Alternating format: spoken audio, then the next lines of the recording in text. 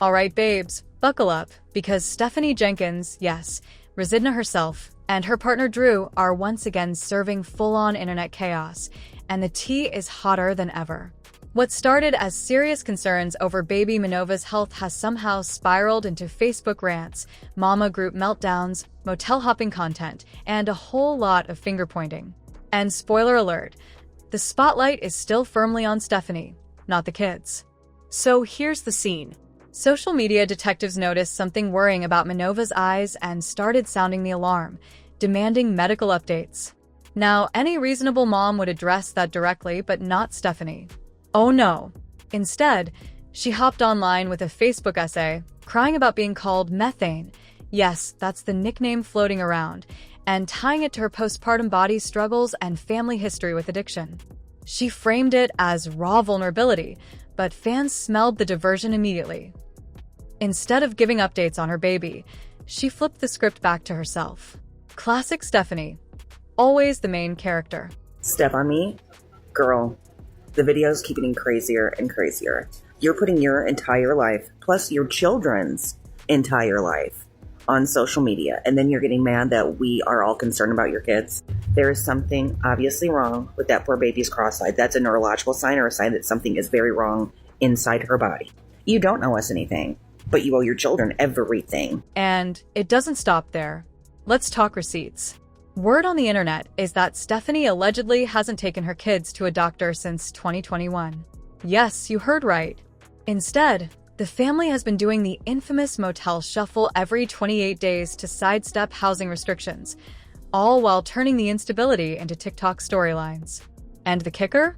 While the kids are sleeping in temporary beds, that PS5 keeps popping up on camera like it's the fourth family member. Y'all, the priorities are not adding up. Meanwhile, Stephanie has been rage posting in mom groups, the places meant for sharing support and child resources, but instead of talking about the kids, she complains that Drew isn't defending her enough online. The group chat turned into her personal therapy session. Like, sis, people came here for diaper tips, not Drew's PR performance review. And let's get real, the pattern is crystal clear now. Whenever she feels the heat about her parenting, Stephanie turns the narrative around. She cries bullying, she links it to body image, she throws around addiction struggles she never went down, all while critics keep pointing out the obvious. She's dodging the real questions about her kids. One fan summed it up perfectly. She doesn't want accountability, she just wants pity. Ouch. Dude, the comments on this, I don't know. I feel I'm currently pregnant, so I mean, I haven't been through postpartum yet, but I know what it's like to be very self-conscious of the way your body looks.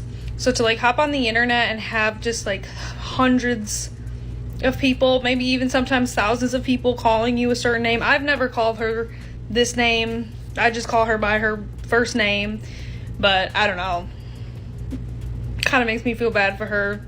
I think it's important to hold her accountable, but I don't think it's important to necessarily bully this woman and make fun of her looks or, you know, call her names. But that's just my opinion. I know people won't necessarily agree with me. But wait, it gets messy, eh? Rumors and Reddit threads are piling up, dragging Stephanie and Drew for turning their family struggles into clout farming content. Fans are accusing the couple of playing the internet like a fiddle. Rage bait equals engagement bait, and the clicks just keep rolling in. And let's be real, Stephanie knows exactly what she's doing. From motel hopping confessions to crying about mean nicknames, from mom group meltdowns to defending Drew while he stays suspiciously quiet. Stephanie Jenkins has mastered the art of staying at the center of the storm. But the big question remains, is this a genuine struggle or a carefully crafted storyline for views?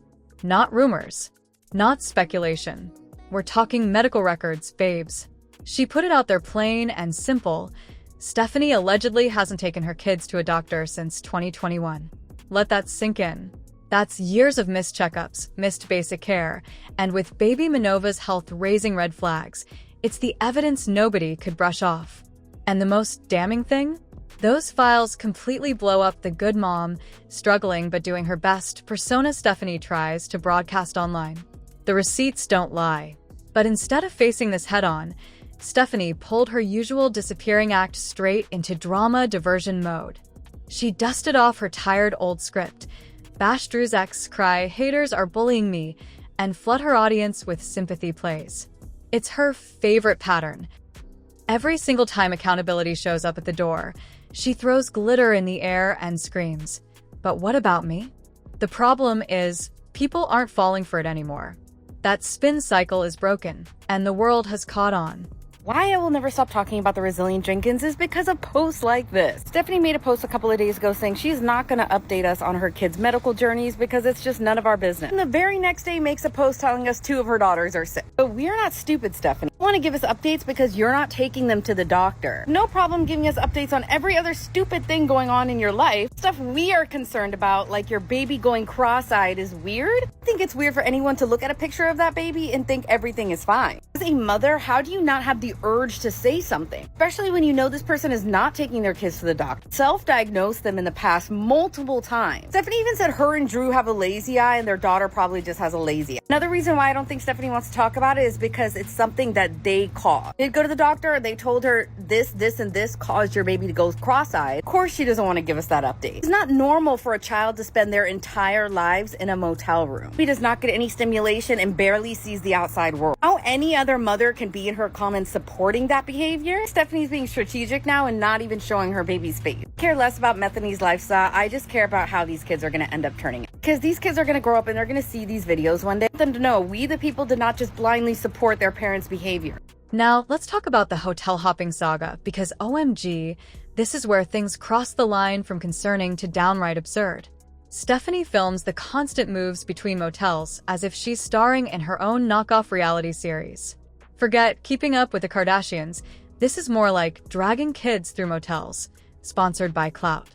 She narrates the moves on TikTok, talks about how exhausting it is, slaps dramatic captions like, "My brain is swimming through peanut butter" for relatable effect, and treats the instability like quirky content instead of something shameful. And y'all, the room she shows off? It's bleak. One motel featured 2 beds for a family of 7. Meaning? Kids are literally sleeping on the floor or curled up wherever they can fit. She even admitted as much on camera, saying their previous spot was better because it at least had a bunk bed and a pull-out sofa. That's not a flex, that's proof of regression. But instead of highlighting the needs of her kids, Stephanie grinned into the camera like it was just another dose of relatable #MomLife comedy hour. And of course, what's front and center in every room tour? The PS5. Stephanie proudly announced, "Yes, we bring the PS5 with us everywhere. It gets so much use during the stays." But baby, the footage told the truth. Drew glued to the console while their toddler, Atlas, wandered unattended around the small motel room in the background. Priorities? Loud and clear. Gaming over caregiving. Even worse, in a previous motel vlog, they filmed themselves laughing at giant patches of black mold on the ceiling, literally poking at it for content. Instead of being horrified and scrambling to get better living conditions for their children, they turned hazardous housing into a TikTok skit. It's disturbing when you think about it, but to them, it was business as usual. Now, let's zoom out.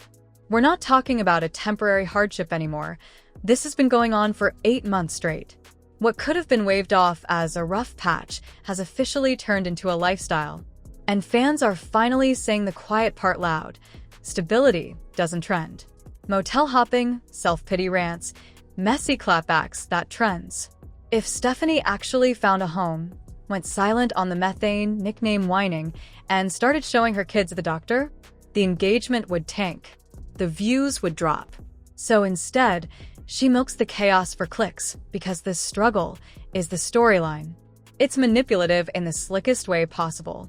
Even her mama group meltdowns aren't accidents, they're calculated. By painting herself as bullied, misunderstood, or victimized by Drew's ex and the haters, she rallies defenders. Those defenders then do the dirty work, arguing with critics in her comment sections, keeping the engagement alive while she sits back and plays misunderstood martyr. Sympathizers see a struggling mom. Critics see a content creator carving trauma into a brand. Stephanie has been venting a lot on FB, and she said that Drew does not defend her when it comes to Arlita and Desiree, which are his other BMs. BM means baby mom. Anyways, she has been really venting about Drew. And it's like, girl, one day you're venting, like having your relationship problems, and then the next day you're like defending him on why he shouldn't have to work and provide for 7 people. It's the fact that she's more worried about Drew defending her than going to work.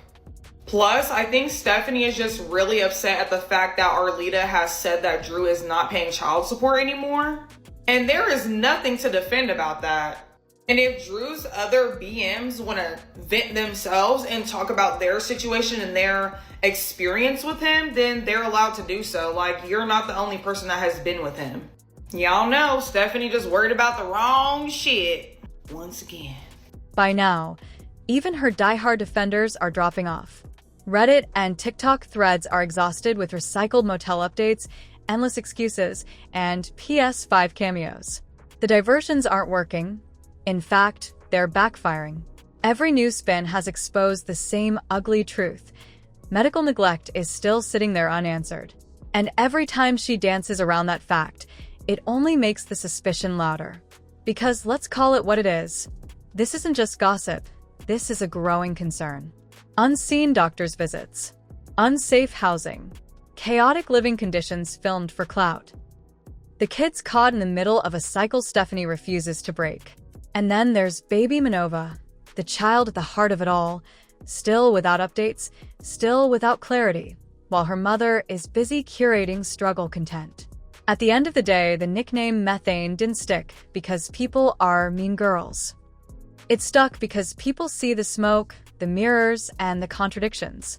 Stephanie wants the title of good mom, but until she faces her children's reality, doctors, housing, stability, that image is self-built fanfiction.